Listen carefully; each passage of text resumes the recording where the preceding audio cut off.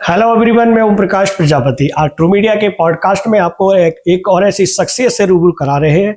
आप विख्यात महामंडलेश्वर स्वामी श्री जलेश्वरानंद गिरी जी महाराज जूना अखाड़ा के सानिध्य में ग्रीष्मकालीन नवरात्रि और भव्य जगजननी दरबार चलाते हैं। आपको जल वाले गुरुजी महाराज के नाम से भी जाना जाता है। महाराज जी, आपका ट्रू मीडिया के पॉडकास्ट में हार्दिक अभिनंदन है, स्वागत है। महाराज जी, हम प्रश्नों के चलते हैं। हमारा पहला प्रश्न है कि ग्रीष्मकालीन नवरात्र का आध्यात्मिक महत्व क्या है और ये साधकों के लिए क्यों विशेष माना जाता है? पृथ्वी पर जब जब अनाचार, व्यभिचार, पापाचार आदि बढ़ता है तो मानव जीवन केवल भौतिक स्वरूप नहीं है। इस मानव शरीर में परमात्मा की अनेक शक्तियां विराजमान रहती हैं। जब जब ऐसी स्थिति होती है कि व्यभिचार, पापाचार, अनाचार, धर्म के विरुद्ध परिस्थितियां बदलती हैं तो परमात्मा किसी ना किसी स्वरूप में, शक्ति रूप में प्रकट होता है। ऐसी माँ जगदम्बा आदि शक्ति जो है, जब पृथ्वी की ऐसी स्थिति होती है तो वो भी प्रकट होती है। उनके इस प्राकट्य को माँ भगवती जगदम्बा के 9 स्वरूपों में जाना जाता है और उन 9 स्वरूपों के प्राकट्य को हम नवरात्रों के रूप में मनाते हैं।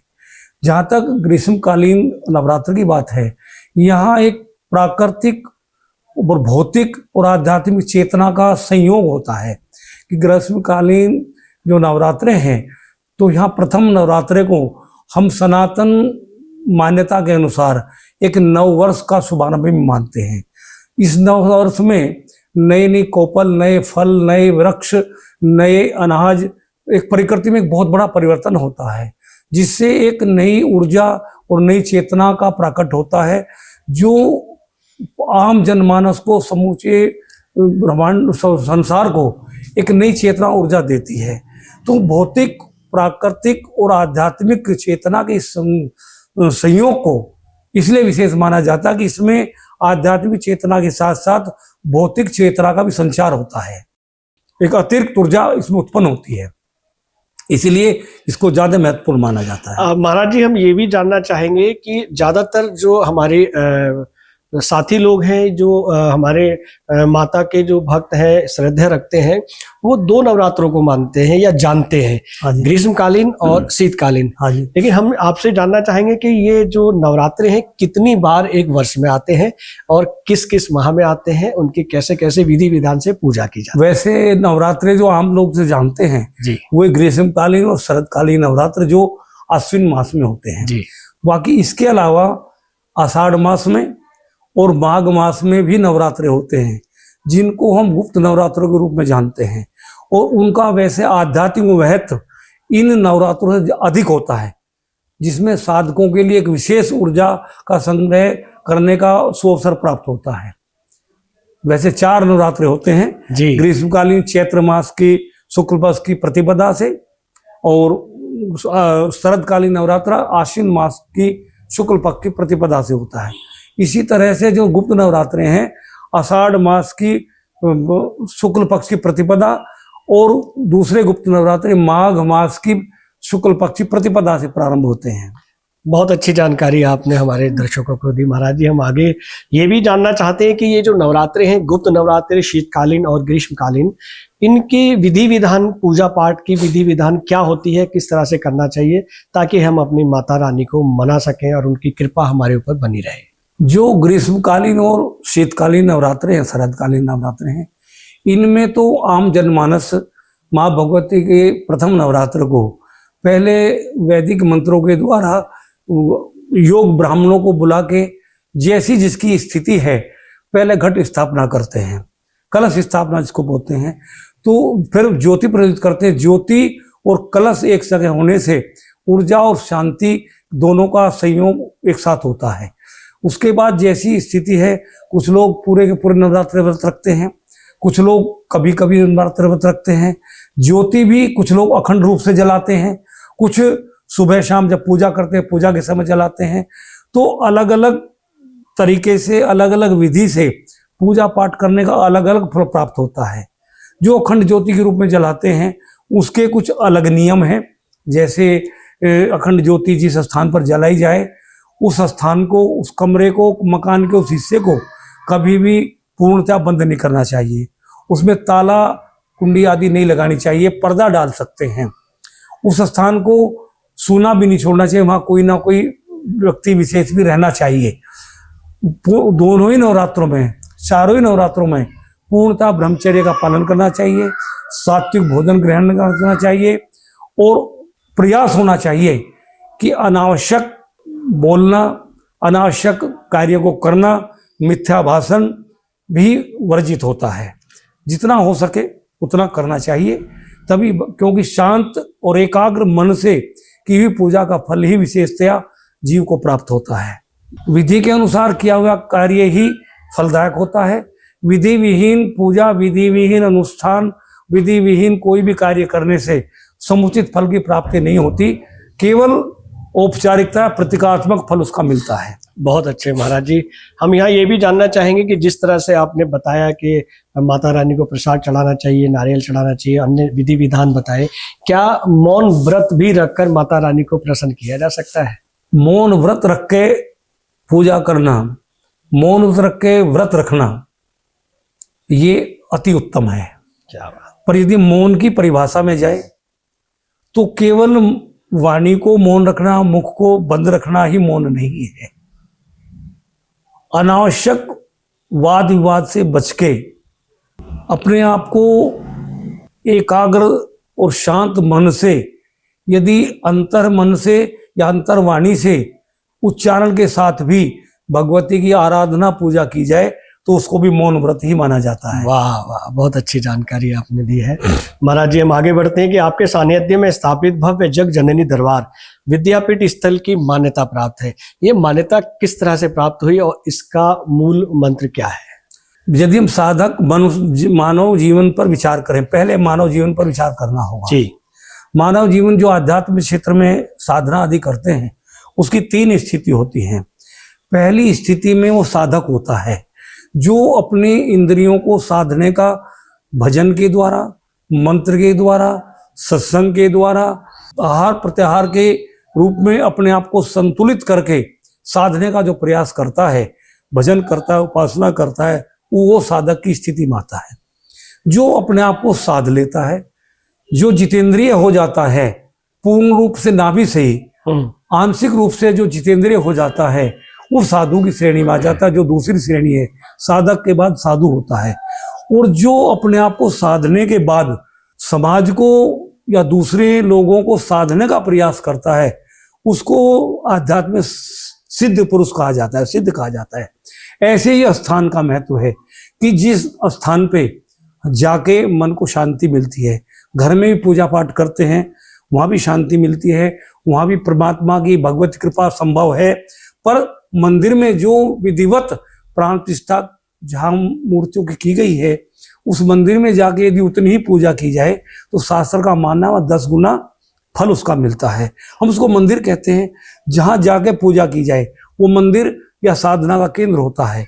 जहां जाके साधना पूरी हो जाए उसको शक्तिपीठ, सिद्धपीठ कहा जाता है। और जिस स्थान के नाम मात्र से, स्मरण मात्र से याचक की मनोकामना पूरी हो जाए, उसको सुख समृद्धि प्राप्त हो, मन की शांति हो, जिस स्थान के स्मरण मात्र से, जहां केवल जाने मात्र से साधक की, याचक की मनोकामनाएं पूरी हो जाए, मन को शांति मिले, उस स्थान को सिद्ध कहा जाता है। वाह वाह, बहुत अच्छे, बहुत अब अच्छे। यहाँ आने से कई बार ऐसा होता हम नहीं होते, लोगों की आस्था तो माँ भगवती के साथ साथ हम में है, हम यहाँ नहीं होते तो लोग आते हैं, उनको निराशा सी होती है, गुरुजी नहीं मिले।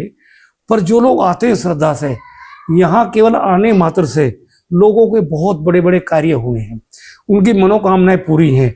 और कोरोना काल तो ऐसा उदाहरण है कि यहाँ का स्मरण करने मात्र से, यहाँ का रखा हुआ जल पीने मात्र से हजारों लाखों लोगों का कोरोना बिना दरबार में आए ठीक हो गया। इसी आधार पे अब से लगभग 10 वर्ष पूर्व दरबार के एक वार्षिक आयोजन में तत्कालीन ज्योतिष पीठाधीश्वर अनंत श्री विभूषित ब्रह्मलीन जगद्गुरु शंकराचार्य माधवाश्रम जी की अध्यक्षता में कालका जी पीठाधीश्वर श्रद्धेय श्री सूर्यनाथ अवधूत जी और अन्य संतों की उपस्थिति में यहाँ का समीक्षा करने के बाद, यहाँ की परिणामों को देखने के बाद और यहाँ की शांति और ऊर्जा को देखने के बाद संतों की एक समिति ने इसको सिद्धपीठ घोषित किया था। वाह, और उसका प्रमाण कोरोना में हमको हजारों लोगों के ठीक होने से मिला। क्या बात है, बहुत अच्छे, बहुत अच्छे। महाराज जी, हम आपसे ये भी जानना चाहेंगे कि जिस प्रांगण में हम बैठे हैं, बातचीत कर रहे हैं, प्रांगण को जल वाले मंदिर के नाम से प्रसिद्ध है, जाना जाता है। हम ये जानना चाहते हैं कि इस जल वाले मंदिर की स्थापना कैसे हुई, ये आपके मन में ख्याल कैसे आया, इस बारे में हमारे दर्शकों को बताएं।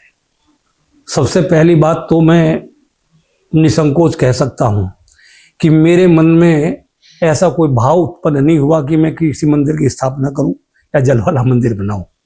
इसके पीछे एक बहुत बड़ा रहस्य है और एक माँ भगवती जगदम्बा की विशेष अनुकंपा है कि मैं यहाँ से पूर्व करीब 1990 में हमारे श्रद्धेय आजकल नहीं हैं लोकवासी गोलोकवासी जगजननी दरबार आश्रम हरिनगर आश्रम में स्थित है, वहाँ के एक भक्त थे पुरनमन, उनके सानिध्य में मैं यात्रा जाता था नौ देवियों की। तो 1990 में जब मैं यात्रा के बीच जा रहा था तो मुझे कटरे से चढ़ाई के बीच में भगवती कृपा थी, माँ भगवती का साक्षात्कार हुआ और उन्होंने मुझे स्पष्ट आदेश दिया कि अब आप जनमानस की सेवा करेंगे। मैं उसको ठीक से समझ नहीं पाया, कैसे सेवा करूँगा। वहाँ से आने के बाद मैं अपनी तत्कालीन रिश्तेदारी में गया जहाँ मेरी छोटी बहन रहती है। वहाँ एक मरणासन व्यक्ति जिसके पिता का नाम भोपाल और वो जाति से कारपेंटर था, वो बिल्कुल मरणासन स्थिति में था। उसके पिताश्री अपने पिता को लेकर दिल्ली किसी अस्पताल में इलाज के लिए आए हुए थे। वहाँ एक डॉक्टर थे जिनका उपचार उस बच्चे को मिल रहा था।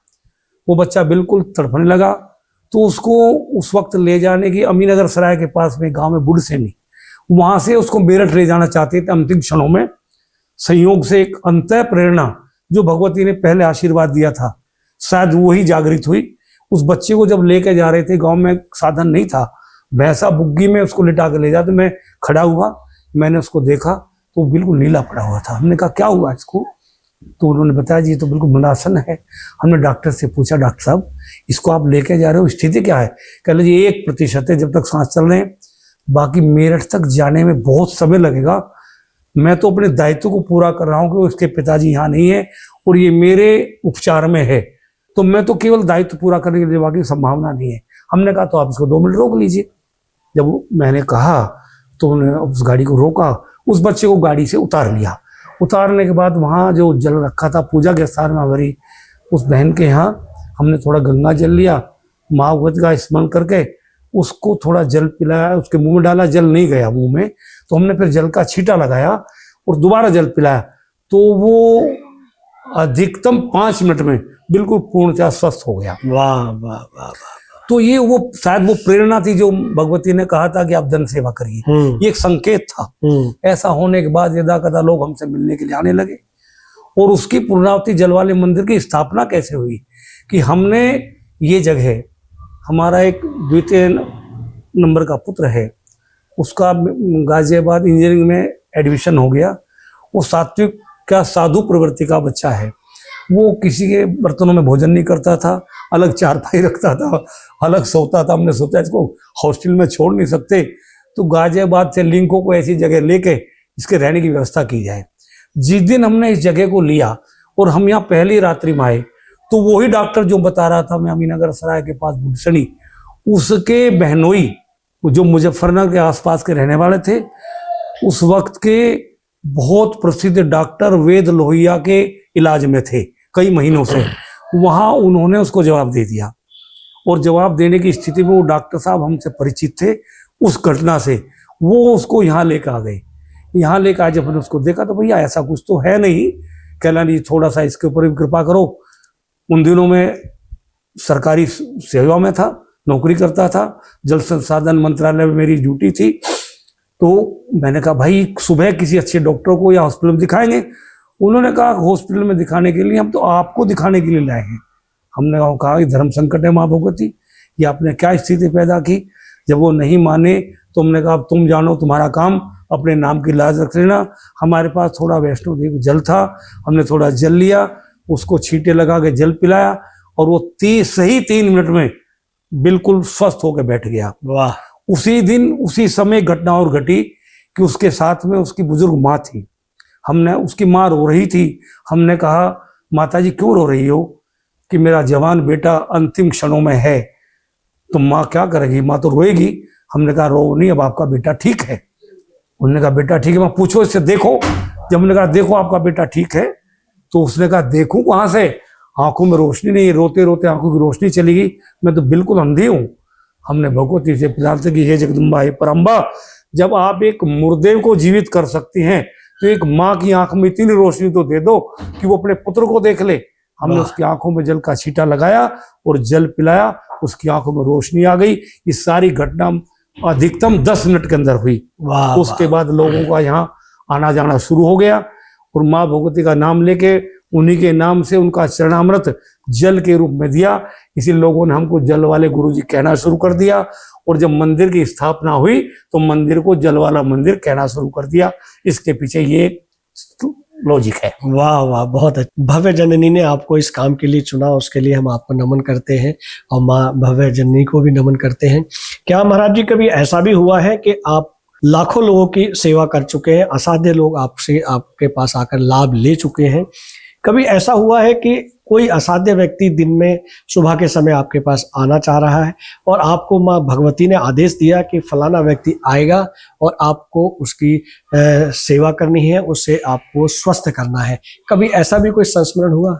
नहीं, ऐसा विशेष रूप से मैं नहीं कह सकता कि हाँ, ये जरूर हुआ है कई बार कि समय होने वाला है या मैं कहीं जाने वाला हूँ और कोई व्यक्ति अपने ही यहाँ से सोच के चला है कि मुझे आज मेरी परिस्थिति ऐसी है या मेरी बीमारी बिल्कुल उस परिस्थिति में है, तो मैं ना चाहते हुए भगवती की ऐसी कृपा हुई है कि जिस समय मैं नहीं मिलना चाहिए हूँ उस समय भी वो आए और मैं उनको मिला हूँ। वाह वाह, ये भी उसी की प्रेरणा है। क्या बात है, क्या पूर्व में ऐसा कुछ नहीं है कि वो फोन से संपर्क करके समय निर्धारित कर ले, ऐसा कुछ नहीं। सब भगवती की इच्छा के ऊपर निर्भर है। क्या बात है महाराज जी। हम आगे बढ़ते हैं। जब लोग असाध्य रोगों से मुक्ति पाने का अनुभव बताते हैं उस समय आपकी आध्यात्मिक अनुभूति क्या होती है, इस बारे में भी बताएं। आध्यात्मिक अनुभूति तो भगवती कृपा का जो मैं उस वक्त अपने शरीर में अनुभव महसूस करता हूँ वो तो शब्दों में नहीं बताया जा सकता, क्योंकि वो तो गूंगे का रस है, जो चखेगा उसको उस स्वाद का वर्णन नहीं किया जा सकता। बाकी इतना जरूर है कि कई बार जब ऐसी परिस्थिति होती है तो उस भगवती के प्रति जो उसने मुझे आशीर्वाद दिया है उसकी कृपा के प्रति मेरी आंखें नम हो जाती हैं, मेरा गला रुंध जाता है और उस क्षण में कैसा महसूस करता हूँ, कितनी प्रसन्नता मुझे होती है कि प्रसन्नता मेरी अश्रुओं के रूप में कई बार बहने लगती है, मैं उसको शब्दों में वर्णन नहीं कर सकता। क्या बात है, बहुत अच्छा अनुभव आपने जीवन का बताया महाराज जी। हम ये भी जानना चाहेंगे कि जब इस तरह के चमत्कार होते हैं तो ये क्या आस्था का परिणाम होता है या इसके पीछे आपकी साधना, दिव्य ऊर्जा का कोई विशेष रहस्य है? साधना तो मैंने स्पष्ट बताया कि मैंने विशेष साधना नहीं की। साधना की जहाँ तक बात है, मेरा जीवन ही एक साधक की तरह का रहा है। मैंने विशेष रूप से कुछ शक्ति प्राप्त करने के लिए, कुछ ऊर्जा प्राप्त करने के लिए, आध्यात्मिक दृष्टि से अपने आप को ऊपर उठाने के लिए मैंने कोई साधना नहीं की। ये केवल सीधी सीधी भगवती कृपा है। और जहाँ इस तरह के रोगी को इस तरह के किसी परिस्थिति में किसी को देखने की बात है, उसमें केवल 2 ही बात है, आने वाले व्यक्ति का पूर्व जन्मों से संचित कर्मफल जो उसको यहाँ लेकर आता है और भगवती कृपा जो उसके ऊपर होनी होती है। जब दोनों का संयोग होता है तो असंभव से असंभव भी उस वक्त संभव हो जाता है। वाह वाह वाह, बहुत अच्छे महाराज जी। हम ये भी जानना चाहेंगे कि आज के भौतिकवादी युग में लोगों का आध्यात्मिकता की ओर लौटना क्या संकेत देता है? लोगों को आध्यात्मिक तरफ लौटना तो अपने आप में एक विशेष प्रसन्नता का विषय है जी, पर जो उत्साह है, जो जन सैलाब आध्यात्मिक की ओर है, हम इसको आध्यात्मिकता की ओर लौटना नहीं कह सकते। केवल ये रुझान है, लोगों में उत्साह है। यदि इस समय पे लोगों के अज्ञानता के आवरण को हटा के उनको आध्यात्मिक ज्ञान की शिक्षा नहीं दी गई तो ये शायद स्थायी नहीं रहेगा। इसलिए इस समय में एक परिवर्तन का समय है और परिवर्तन के समय में व्यक्ति विशेष को एक विशेष ज्ञान की आवश्यकता होती है। तो इस समय समाज को एक आध्यात्मिक प्रेरणा, आध्यात्मिक चेतना और आध्यात्मिक ज्ञान की आवश्यकता है। और यदि ऐसा हुआ तो निश्चित रूप से बदलाव बहुत बड़े परिणाम की ओर जाएगा। आज से सैकड़ों वर्ष पूर्व हमारे भारत को सोने की चिड़िया कहते थे और भारत में दूध की नदियां बहती थी। क्या वो दौर दोबारा से आएगा? क्या मनुष्य में वो बदलाव महसूस होगा? भारत को सोने की चिड़िया कहा जाता था, दूध की नदियां बहती थी। आध्यात्मिक, ये भौतिकवाद है, पर जब आध्यात्म में जाते हैं तो भारत को विश्वगुरु कहा जाता था। भारत के विश्वगुरु होने के बहुत सारे कारण हैं, उनमें से कुछ कारण विशेष हैं। यहाँ 4 बातें विशेष रूप से थी।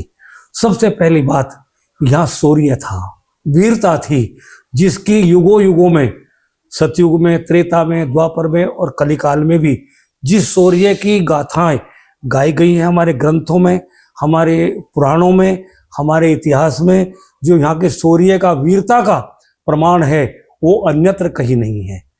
दूसरी बात, यह ऐश्वर्य था। उस ऐश्वर्य के कारण ही विदेशी लोग यदा कदा यहाँ लूटने के लिए आए। तीसरा, यहाँ चरित्र था, यहाँ के लोग बहुत चरित्रवान थे।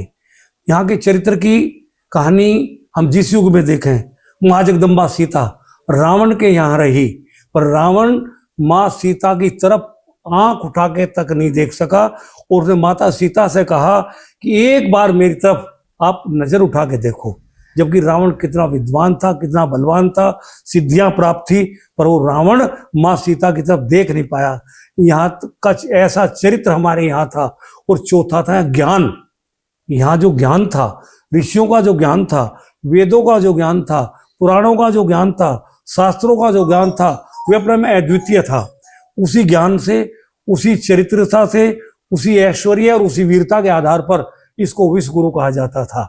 यदि हमारे लोग आज भी जागृत होकर अपने आप को चरित्रवान बनाएं, वेदों के ज्ञान से अपने आप को उस ज्ञान को अर्जित करें और ऐश्वर्य की प्राप्ति के लिए अनाधिकार चेष्टा ना करके धार्मिक मान्यताओं के अनुसार जीवन को आगे बढ़ा के ऐश्वर्य प्राप्त करने का प्रयास करें, तो ये देश आध्यात्मिक रूप से निश्चित रूप से भविष्य में भी विश्वगुरु बनने सकता है। वाह वाह, बहुत अच्छी अद्भुत जानकारी महाराज जी आपने दी है। हम आगे बढ़ते हैं कि क्या नवरात्र केवल पूजा का पर्व है?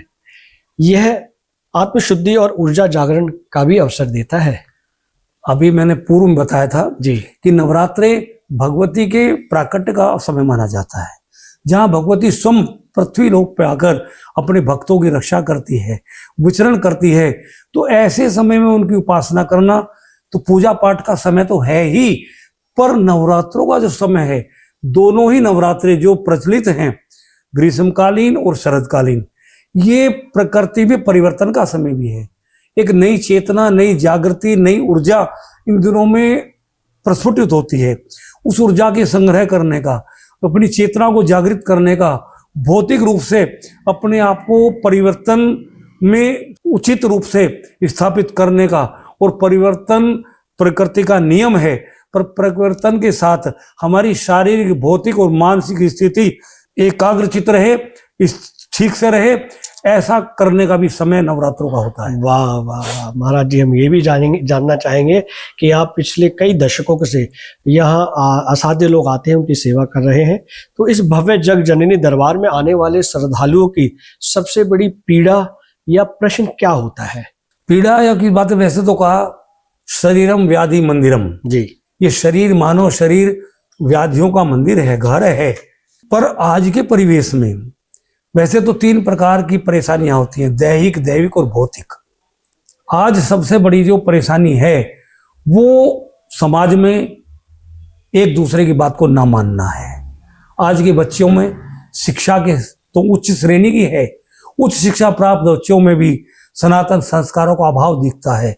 लौकिक व्यवहार में वो लोकप्रिय नहीं है, यहाँ तक कि उनका गृहस्थ जीवन, उनका पारिवारिक जीवन भी उतना शांतिपूर्ण नहीं है। तो जाने वाले ज्यादातर लोग अपनी पारिवारिक परिस्थितियों और कहने में संकोच नहीं है, ज्यादातर अपने बच्चों से परेशान है। महाराज जी, ये बदलाव आ रहा है जैसा आपने बताया, और जैसा हम सामाजिक तौर पर देखते हैं कि आजकल के बच्चे संस्कार विहीन होते जा रहे हैं, जिसकी वजह से सामाजिक पारिवारिक चेतना और एकाग्रता कम होती जा रही है। ये बदलाव कैसे होगा? ये तो हम मान रहे हैं कि वो अत्यधिक शिक्षित हो गए हैं, इसलिए ये शायद कारण बन रहा है, लेकिन ये बदलाव कैसे होगा ताकि हम सामूहिक रूप से रह सकें, बड़ों का सम्मान कर सकें और सामूहिक परिवार में जीवन यापन कर सकें? जहां तक संस्कारों की बात है, संस्कार केवल शिक्षा का विषय नहीं है। संस्कार जन्मजात रोपित होते हैं। यदि संस्कारों की पुनर्स्थापना करनी है तो मुझे कहने में कोई संकोच नहीं है कि आदमी को मूल रूप से परिवर्तन करना होगा। आज जो परंपरा है कि हमारी एक बेटी जब गर्भवती होती है तो पहली बात तो उसको अपने गर्भवती होने पर विश्वास नहीं होता। जब डॉक्टर बता देते हैं कि पॉजिटिव है तो वो मानती है मैं गर्भवती हूं। चलो ऐसा माने, उसके बाद जब कोई हमारी बेटी गर्भवती होती है, उसी वक्त से उसको अपने आने वाली संस्कृति को, आने वाले अपने भविष्य के रूप में अपने बच्चे को वहीं से संस्कार देने का प्रयास करना होगा। वो पहले उसी वक्त से अपना खान पीन सात्विक करे, उसकी वेशभूषा मर्यादित हो, वो यथा समय हमारे शास्त्रों का अध्ययन करे, ग्रंथों का अध्ययन करे, अपने आप को पाश्चात्य सभ्यता, पाश्चात्य संस्कृति, टीवी कल्चर, आधुनिक खान पान और आधुनिक जो फैशन की प्रवृत्ति है उससे अपने आप को दूर रखे। यदि ऐसा होता है तो निश्चित रूप से गर्भस्थ जीव जो है उसके ऊपर उसका प्रभाव पड़ता है। माता के खान पीन का, माता के व्यवहार का, माता के आचरण का, माता के संपूर्ण क्रियाओं का प्रभाव जीवस्थ गर्भस्थ जीव के ऊपर पड़ता है। और ये केवल कहने की बात नहीं है, यहाँ हजारों बच्चे ऐसे हैं जिनका जन्म माँ भगवती कृपा से दरबार में आने के बाद हुआ। उन बच्चों में जो मैं कह रहा हूँ वो संस्कार जन्मजात हैं, ये इस बात का प्रमाण भी है। बहुत अच्छी जानकारी आपने दी है कि जब बच्चा गर्भ में होता है तभी से वो सीखना शुरू कर देता है, और अगर उसको सात्विक और आध्यात्मिक ज्ञान रहेगा तो वो हमेशा संस्कारवान रहेगा।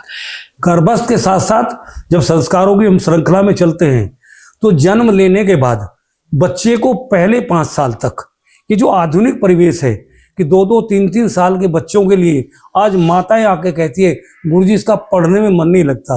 अब 3 साल के बच्चे की शिकायत है कि वो पढ़ने में मन नहीं लगता, तो 3 साल की आयु पढ़ने की नहीं होती। संस्कार शिक्षा ग्रहण करने का समय है, उस वक्त बच्चा सब कुछ देख के सीखता है। तो ऐसी परिस्थिति में जब बच्चा इतना छोटा हो तो माता पिता का आचरण शास्त्रानुकूल, धर्मानुकूल आचरण के साथ जुड़ा होना चाहिए। पहले 5 साल तक बच्चे को सनातन संस्कारों की शिक्षा दिया जाना चाहिए, और वो शिक्षा केवल मुंह से नहीं अपने आचरण से भी देनी चाहिए। बच्चों को प्रणाम करना सिखाए, मत्था टेकना सिखाए, बड़ों बुजुर्गों के सामने कहीं जाके मत्था टेकिए, प्रणाम करिए। जब थोड़ा बाहर जाना सीखे तो उसको आदत डालें, घर में जैसा भी पूजा का स्थान मेरी भगवती कृपा से है उस स्थान पे मत्था टेक के अपने बुजुर्गों को प्रणाम करके घर से जाए, पहली आदत डालें। और ये पहले 5 वर्ष के अवस्था में यदि ऐसा किया जाएगा तो उसका जो आगे का जीवन होगा वो निश्चित रूप से एक परिवर्तन के साथ शुरू होगा। बहुत 5 साल की आयु के बाद बच्चे को थोड़ी उद्दंडता आती है, जीव नटखट होता है। जो 5 से और 10 साल की आयु के बीच में बच्चे को कठोर अनुशासन में रखना चाहिए। इन्हीं आयु के, वो मेरा अनुभव भी है, इसी आयु के बच्चे ज्यादातर उद्दंडी होते हैं, कहीं कूद जाते हैं, कहीं से कुछ होता है, उनको अधिकांश चोट इसी उम्र में लगती है, ज्यादातर छेड़खानी इस उम्र में करते हैं। तो उनको कठोर अनुशासन में 5 वर्ष तक रखने की, पालने की आवश्यकता है। और जिस शिक्षा की बात 2 या 3 वर्ष की आयु में करते हैं, जब बच्चा 10 साल का हो जाए, उसकी प्रवृत्ति, उसकी रुचि, उसका रुझान, अपना साधन और बच्चे की रुचि को देखते हुए 10 साल की आयु होने के बाद उसकी रुचि के अनुसार उसकी शिक्षा पर जोर देना चाहिए। वहां से शिक्षा प्रारंभ होनी चाहिए। उसकी इच्छा के अनुसार शिक्षा प्राप्त करेगा तो वो ऊर्जा ग्रहण करने का एक उसकी शारीरिक, भौतिक और मानसिक ग्रोथ का समय है। तो उस समय में जो शिक्षा दी जाएगी वो उसको जल्दी ग्रहण करेगा। पहले से परिपक्व है, पहले 10 साल की आयु में धर्मानुकूल आचरण के साथ हुआ है तो जल्दी शिक्षित होगा। और जैसे ही बच्चा 15 साल का होता है तो मेरा सुझाव नहीं, सभी से निवेदन है, करबद्ध प्रार्थना है कि आज के परिवेश में सारी बातों को भूल के जैसे ही बच्चा 15 वर्ष का होता है केवल और केवल उसके संरक्षकों को, उसके माता पिता को, उसके चरित्र पर ध्यान देना चाहिए, क्योंकि ये अवस्था बच्चों के भटकाव की शुरू हो जाती है। बहुत अच्छी जानकारी। और ऐसा होगा और बच्चे चरित्रवान होंगे, संस्कारवान होंगे तो निश्चित रूप से उनका बच्चे का भविष्य, परिवार का भविष्य, समाज और देश का भविष्य उज्जवल होगा। वाह वाह वाह, बहुत अच्छे साहब। महाराज जी, हम ये भी जानना चाहेंगे कि क्या सेवा और साधना के इस मार्ग पर चलने के लिए कोई विशेष गुरु दक्षिणा या साधना आवश्यक होती है?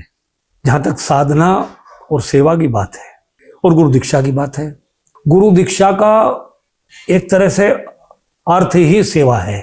गुरु दीक्षा का भाव क्या है कि गुरु से दीक्षा लेने के बाद, मंत्र की दीक्षा लेने के बाद आदमी अपने आप को परोपकार से जो दीक्षा मिली है, जो मंत्र मिला है उसका जाप तो करे, और उसके केवल जाप करने मात्र से जीव का कल्याण संभव नहीं है।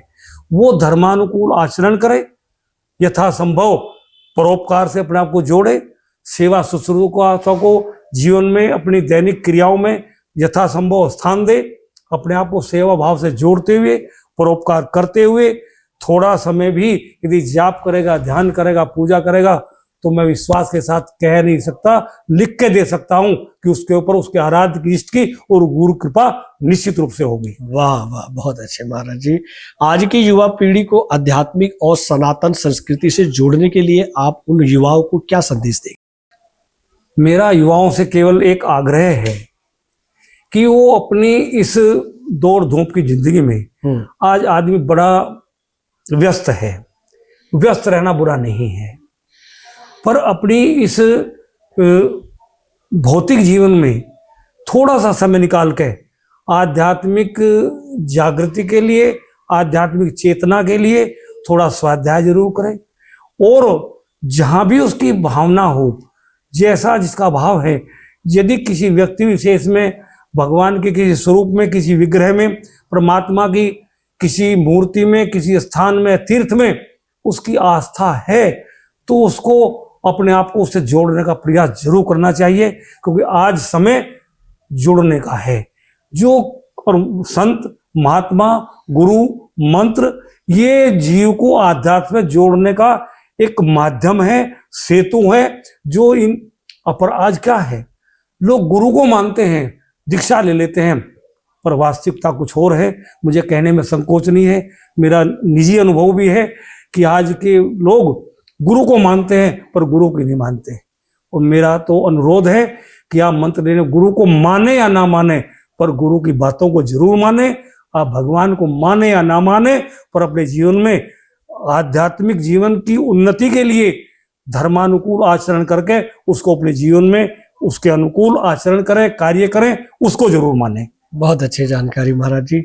हम ये भी जानना चाहेंगे कि कोई भी हमारा आध्यात्मिक पर्व होता है उस दौरान केवल मंदिर आना ही पर्याप्त है या जीवन में आचरण और विचार भी उतने ही महत्वपूर्ण है?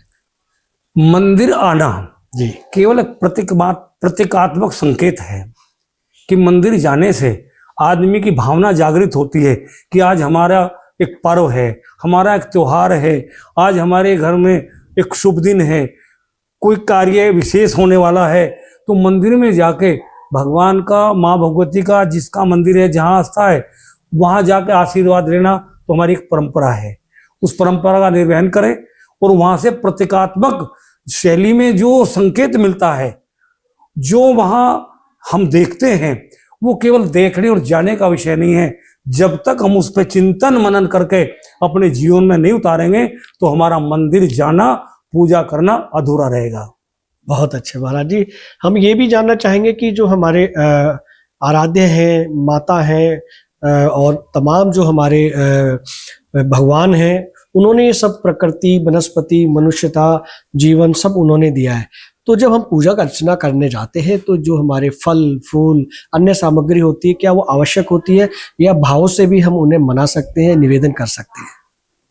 देखो, जहां पूजा की बात आती है, सामग्री आवश्यक है, क्योंकि विधि के लिए जो शास्त्रोक्त विधि है उसके लिए जो उसमें लिखा है, जो वर्णित है, वो आवश्यक है।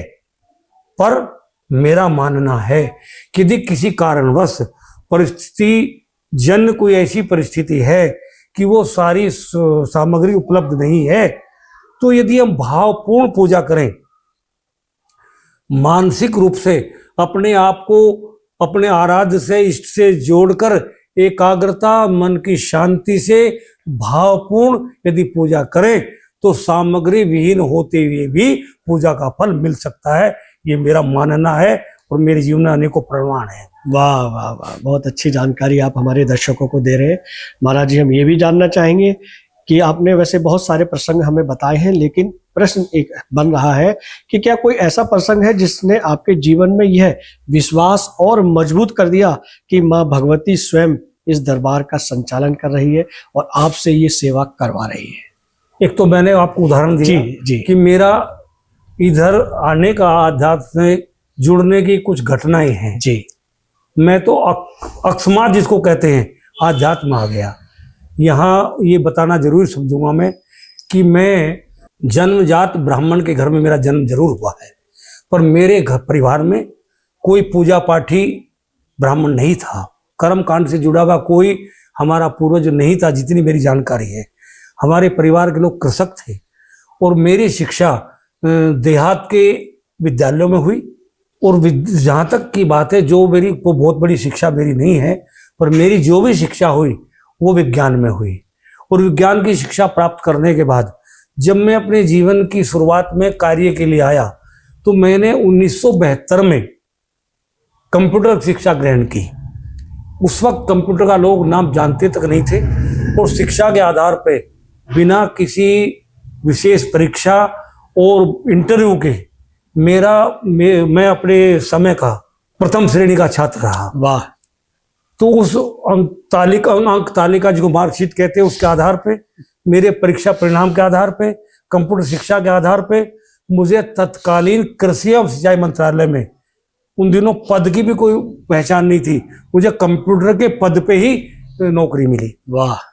तो उसके बाद तत्कालीन प्रधानमंत्री श्रीमती इंदिरा गांधी ने 1977 में विदेशों से समझौते किए, बुल्गारिया से समझौते किए। बुल्गारिया के इंजीनियर यहाँ कंप्यूटर प्रशिक्षण देने के लिए आए और संयोग से मेरे मंत्रालय से मेरा नाम उस प्रशिक्षण के लिए भेजा गया। तो मैं तो प्रथम सत्र का कंप्यूटर प्रशिक्षक व्यक्ति हूँ और उसके बाद अनेकों जगह कंप्यूटर की शिक्षा दी, कंप्यूटर का संचालन किया। उन दिनों तो डाटा कार्ड में पंच होता था, उसके बाद की टू टेप में सीधे जाना शुरू हुआ और ये जितनी एडवांस टेक्नोलॉजी है उसके बाद प्रारंभ हुई। मैंने प्रारंभिक काल में, मुझे कहने में संकोच नहीं है कि देश में जब कंप्यूटरीकरण हुआ तो मैंने तो पहले सत्र का एक प्रशिक्षण रहा हूँ। क्या बात है। और उसके बाद भी मैं अध्यात्म, जबकि तो आज के लोग क्या कहते हैं कि गुरुजी आजकल के पढ़े लिखे बच्चे इन बातों को नहीं मानते, तो मैं कहता हूं मैं एक उदाहरण हूं। मैंने विज्ञान की शिक्षा प्राप्त की और अपने जीवन की कैरियर की शुरुआत यमुना इंटर कॉलेज बागपत में अध्यापक के रूप में की। वहां मैंने इंटर की क्लास को 12वीं कक्षा को अंग्रेजी पढ़ाई है। तो अंग्रेजी भी मेरा विषय रहा है, अंग्रेजी का मुझे बहुत ज्ञान था। विज्ञान मेरा विषय रहा है और विज्ञान और अंग्रेजी और कंप्यूटर पढ़ने के बाद यदि मैं आध्यात्म में आ सकता हूं तो हमारे बच्चे मौलिक रूप से आध्यात्म का ज्ञान प्राप्त क्यों नहीं कर सकते। क्या बात है, बहुत अच्छी बात, बहुत अच्छी बात। महाराज जी, आज जो भारत है हमारा डिजिटल होता जा रहा है, डिजिटल इंडिया बनता जा रहा है और जो आपके द्वारा माँ भगवती के आदेश से आप जल अपने भक्तों को देते हैं और वो असाध्य रोगों से मुक्त हो जाते हैं, तो क्या इस डिजिटल इंडिया में आपका जो पानी रूपी, जल रूपी प्रसाद है उसको भी डिजिटल रूप से किस तरह से प्रदान करेंगे? क्या भविष्य की योजना है? अभी मैंने आपसे प्रारंभ में बताया था कि मैंने कोई योजना नहीं बनाई जी। जैसी भगवती की इच्छा हुई वो उसने मेरे ना चाहते हुए भी करा दिया। विशेष रूप में आपको उदाहरण दूं, पहली बात, मेरा आध्यात्म में जाने का अपनी कोई योजना नहीं थी। दूसरी बात, आध्यात्म में चला गया, जल देना प्रारंभ किया, लोग मुझे जलवाला गुरुजी कहें, इस स्थान को जलवाला मंदिर कहें, मंदिर बनाने की मेरी कोई योजना नहीं थी। आप जैसे एक पत्रकार उन दिनों आते थे, मैंने उनको समय दिया, वो मेरा इंटरव्यू लेना चाहते थे, हमने कहा पैसे से आ जाइए। तो मेरे बताए हुए पते के अनुसार रास्ते पे जब वो आ गए तो उन्होंने फ़ोन किया, गुरुजी हम तो यहाँ खड़े हैं पर यहाँ तो कोई मंदिर नहीं है, क्योंकि यहाँ साधारण सा एक मकान था, उसके अंदर माँ भगवती की प्रतिमा थी और सारी प्रतिमा, सारे विग्रह भी थे जिनकी प्राण प्रतिष्ठा स्वयं तत्कालीन ज्योतिष पीठाधीश्वर अनंत श्री वसित ब्रह्मलीन जगदुरु शंकराचार्य माधवाश्रम जी के कर कमलों द्वारा प्राप्त की गई थी।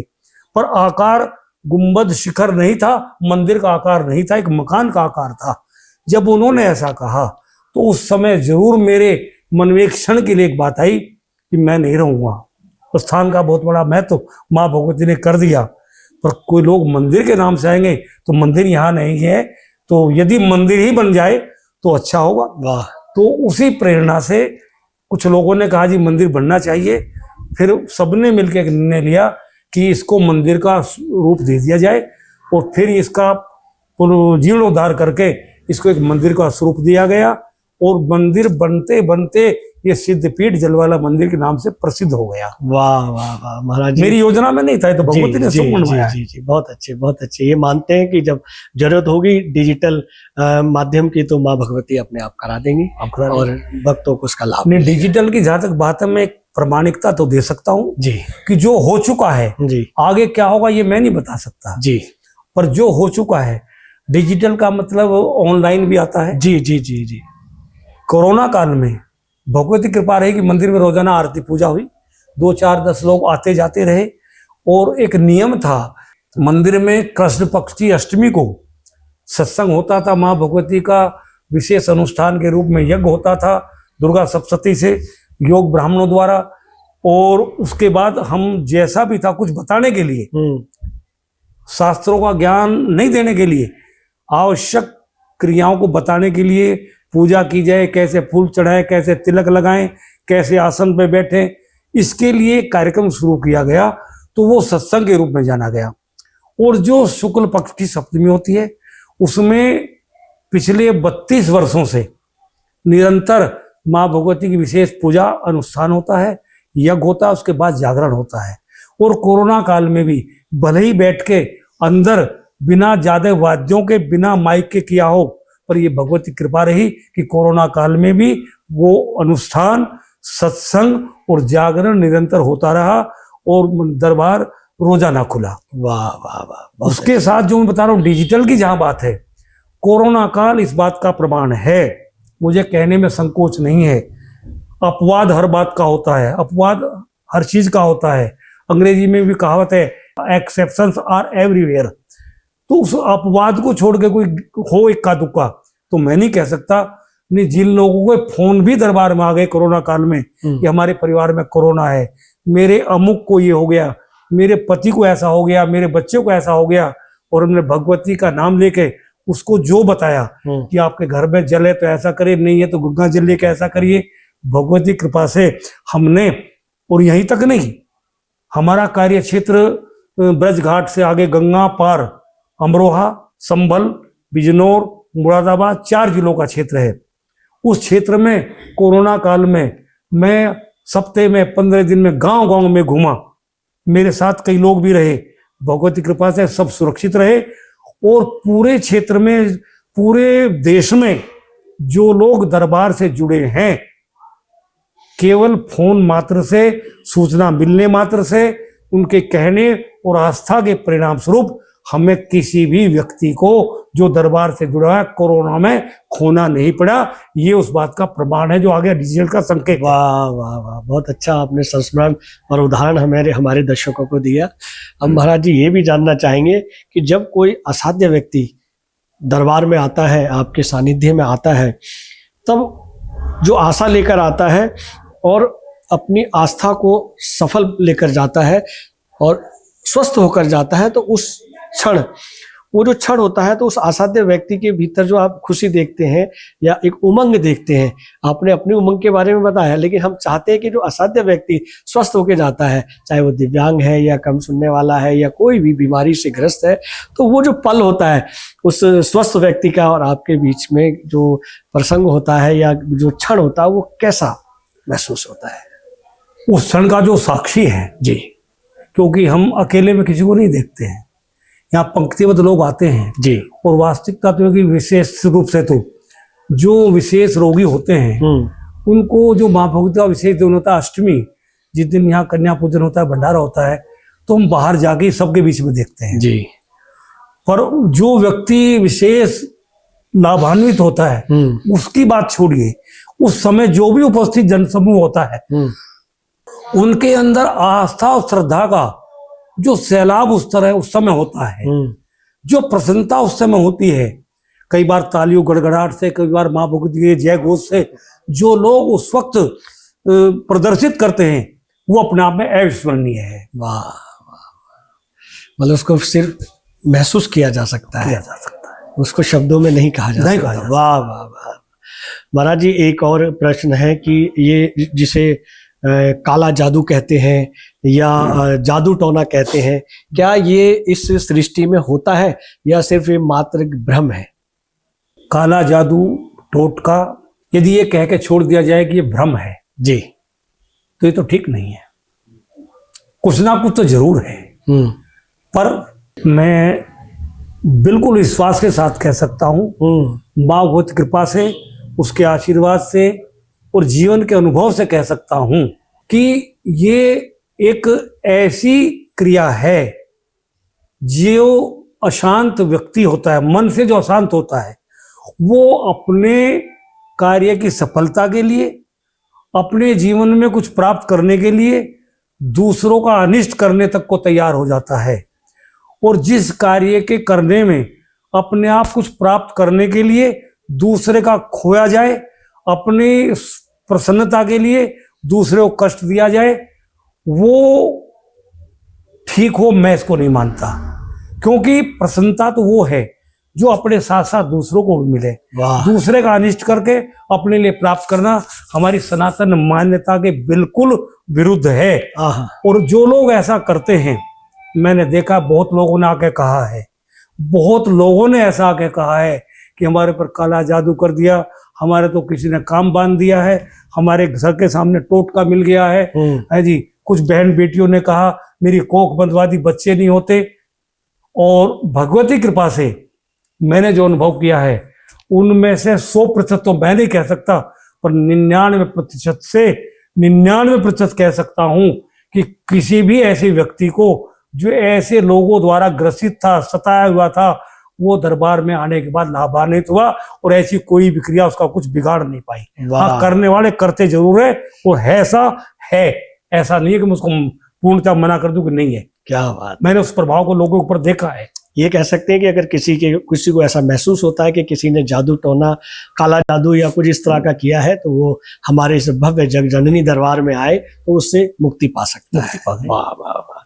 महाराज जी, हम ये भी जानना चाहेंगे कि कुछ श्रद्धालु अपने मन की शांति के लिए भोजन या भंडारा कराते हैं, और कुछ लोगों का भ्रम होता है कि हम किसी के द्वारा भंडारा किया गया सेवन नहीं करेंगे। तो अगर ऐसे ही सभी सोच ले तो उस भंडारे का सदुपयोग नहीं हो सकता है।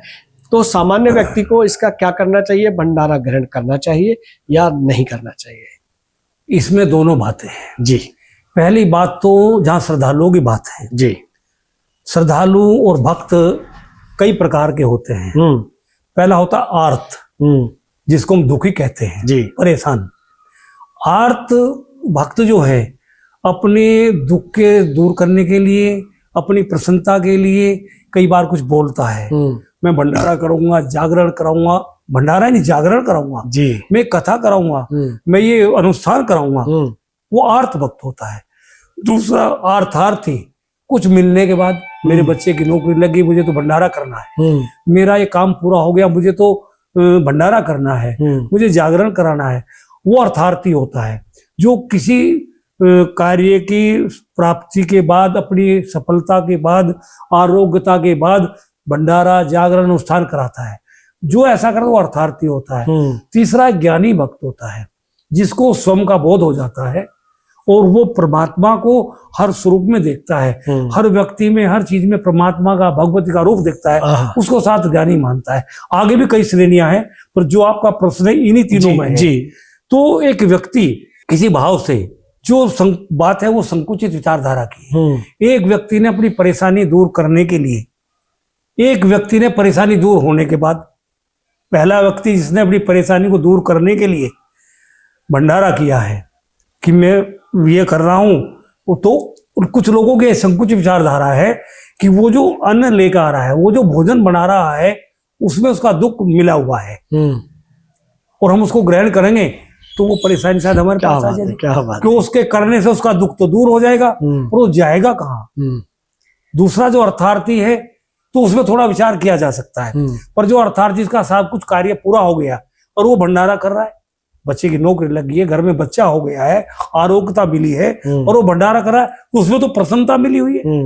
अब एक आम आदमी कैसे जाने कि आर्थ व्यक्ति कर रहा है या अर्थार्थ व्यक्ति कर रहा है या ज्ञानी व्यक्ति कर रहा है कि उसका परमात्मा के प्रति, भगवती के प्रति समर्पण है, तो वो अपनी नेक कमाई से कुछ अन्नदान भंडारा करना चाहता है। आम आदमी तो नहीं जान सकता। आम आदमी के लिए इतना जानना जरूरी है कि कोई भी व्यक्ति किसी भाव से करा रहा हो, जो भंडारा करा रहा है, जो अनुष्ठान करा रहा है, उसमें सबसे पहले भोग भगवान को लगता है, भगवती को लगता है, जो उसका इष्टाराध्य है, जिसके नाम से वो करा रहा है उसको लगता है। वाह।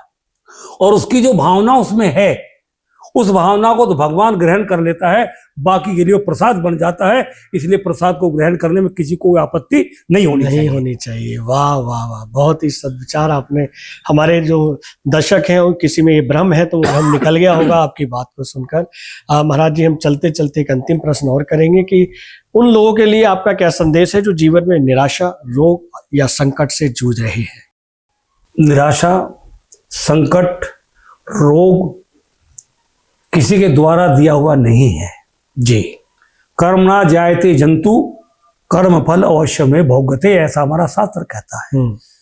आपको, हमको, आम जनमानस को जो भी मिला है, जो भी भोग रहा है, वो उसके अपने ही कर्मों का फल है। जब हम अपने ही कर्मों का फल भोग रहे हैं तो निराशा जीवन में नहीं आनी चाहिए। निराशा व्यक्ति के जीवन का सबसे खतरनाक विषय है, क्योंकि निराश व्यक्ति क्या कदम उठा सकता है, क्या गलत निर्णय ले सकता है, उसकी कोई सीमा रेखा नहीं होती। इसलिए जीवन में निराशा नहीं होना चाहिए। आस्थावान, आशावान, ईश्वरवादी होना जीव के लिए नितांत आवश्यक है। अपने कर्मों का फल भोगते हुए, अपनी कार्यशैली में अपने कर्मों का ज्ञान होने पर अपने आप को सत्कर्म से जोड़ के, आध्यात्मिक चेतना को जागृत करके, भगवान की, परमात्मा की, माँ भगवती की जिसमें आस्था है, किसी संत महात्मा या गुरु के माध्यम से उनकी शरण में जाके अपने कष्टों के, अपने रोग के, अपनी निराशा को दूर करने का प्रयास करना मानवता है। निराश होके भगवान को कोसना, भाग्य को कोसना, दूसरों को दोष देना, ये मानवता से परे की बात है। वाह वाह। इसलिए मानवता के नाते उसको भोगते हुए जिस परिस्थिति में भी है, उस परिस्थिति से उभरने का प्रयास करना चाहिए, और वो केवल आशा के साथ ही हो सकता है। बहुत अच्छी जानकारी महाराज जी आपने हमारे दर्शकों को दी, और आपने अपने बेशकीमती समय से ट्रू मीडिया के पॉडकास्ट के लिए समय निकाला, उसके लिए साधुवाद करते हैं, नमस्कार करते हैं, प्रणाम करते हैं। और हम अपने दर्शकों को ये भी बताना चाहते हैं कि ये पॉडकास्ट पहला जरूर है, ये आखिरी नहीं है, और निरंतर हम आपसे जुड़े रहेंगे और जल वाले गुरुजी से आपको जोड़ते रहेंगे। और आपकी जो भी कोई जन समस्या, कोई परेशानी है तो इस वीडियो के कमेंट्स बॉक्स में अवश्य लिखें, ताकि आपकी इस बात का निवारण हो सके। ट्रू मीडिया की जहाँ तक बात है, ये एक ऐसा चैनल है जो जनमानस तक कुछ सच्चाइयों को प्रदर्शित करता है। दूसरे चैनल्स को मैं नहीं कहना चाहता, पर कुछ लोग केवल उन्हीं के द्वारा विज्ञप्ति लेकर उसको प्रसारित करते हैं। पर आपकी एक विशेषता है कि आप प्रत्यक्ष रूप में जाके कुछ बातों को देख के, समझ के उसको जनमानस तक पहुंचाते हैं। इससे मेरा विश्वास है कि निश्चित रूप से जो देखेगा, जनमानस के अंदर परमात्मा के प्रति, आध्यात्म के प्रति जो एक आस्था में कमी आ रही है, वो आस्था निश्चित रूप से बढ़ेगी और उसके लिए मैं आपसे एक बात और भी कहना चाहूँगा कि यदि आप उचित समझें, जिन लोगों में आस्था नहीं है, जो जीवन से निराश हो गए हैं, जो भगवान तक को मानने को ना करते हैं कि हम तो भगवान को भी नहीं मानते, हमारे साथ भगवान ने क्या किया है, मैं उनको कहना चाहूँगा कि भगवान किसी के साथ बुरा नहीं करता। भगवान तो सदाचित है। जब उसके यहाँ आनंद सदा सच्चिदानंद रूप आए, वो तो आनंद का स्वरूप है। और जिसके पास दुख है ही नहीं, वो दूसरों को दुख कहाँ से देगा? ये केवल कर्म का भोग है। और उसके लिए जहाँ तक प्रमाणिक बात है, मैं केवल गारंटी तो नहीं दे सकता, क्योंकि जिसके ऊपर भगवत कृपा होगी, पर जो ऐसे लोग हैं जिनकी आस्था नहीं है, जो निराश हो चुके हैं, ये दरबार उस बात के लिए प्रमाण है कि यहाँ आने वाला व्यक्ति हर तरह की परेशानी से मुक्त, भगवत कृपा हो तो उससे मुक्त हो सकता है। और उसके लिए यदि आप चाहें तो हमारे पास जो दरबार का एक रिकॉर्ड है, जिनके नाम, पते, मोबाइल नंबर के साथ, उनके सिग्नेचर के साथ उपलब्ध है, उनकी एक तालिका दरबार में पिछले दिनों एक संत सम्मेलन हुआ। दरबार की 32वीं वर्षगांठ थी, जिसमें अंतर्राष्ट्रीय स्तर के संत महात्माएं, उनके बीच में जो दरबार की प्रगति रिपोर्ट पढ़ी गई, उसका मैं आपको सूची आपको देता हूं कि केवल कहने का विषय नहीं है। यहाँ हजारों लोगों को असाध रोगों से मुक्ति मिली है। कुछ लोग जो देख नहीं पाते थे, जन्मांध थे, किसी कारण से आंखों की रोशनी चली गई थी, किसी कारण से आवाज चली गई थी, जन्म से नहीं बोल पाते थे, कैंसर जैसी भयानक बीमारियों से लगभग 2500 व्यक्ति दरबार में आके ठीक हुए हैं। पर उसमें मैं अपना कहूँ, मेरा तो केवल इतना योगदान है कि मैं उनको अपने व्यवहार से, भगवती कृपा से संतुष्ट करने का प्रयास करता हूं। जिनके ऊपर भगवत कृपा होती है, ऐसे हजारों परिणाम प्रमाण के रूप में ये दरबार में है। तो वो निराश ना हो। जो जीवन से निराश हो गए, वो भगवती की शरण में आके देखे, यदि भगवत कृपा हो गई तो उनकी निराशा, उनकी उनका रोग, उनके संकट निश्चित रूप से भगवती कृपा से दूर हो जाएंगे। बहुत अच्छी जानकारी महाराज जी आपने हमारे दर्शकों को दी, और आज की बातचीत को हम यही समाप्त करते हैं और अगले पॉडकास्ट का इंतजार करेंगे। नमस्कार, प्रणाम। सुखी रहे। ट्रू मीडिया इसी तरह से जनमानस के कल्याण के लिए एक नई प्रेरणा, नई जागृति के साथ अपने कार्य करते रहे और अपने क्षेत्र में एक उस आयाम तक पहुंचे जहां तक समझते हैं कि राष्ट्रीय स्तर पर नहीं, अंतर्राष्ट्रीय स्तर पर एक ख्याति प्राप्त चैनल के रूप में हो। हमारी शुभकामनाएं चैनल के सभी कर्मचारियों के, सभी पदाधिकारियों के और उनकी कार्यशैली के साथ हमेशा रहेंगी। हमारी सद्भावनाएं, हमारी शुभकामनाएं हमेशा आपके साथ है। अगर आप ये वीडियो YouTube पर देख रहे हैं तो हमारे चैनल को सब्सक्राइब करें और बेल आइकन को दबाना ना भूलें। अगर आप Facebook पर ये वीडियो देख रहे हैं तो हमारे पेज को लाइक करें।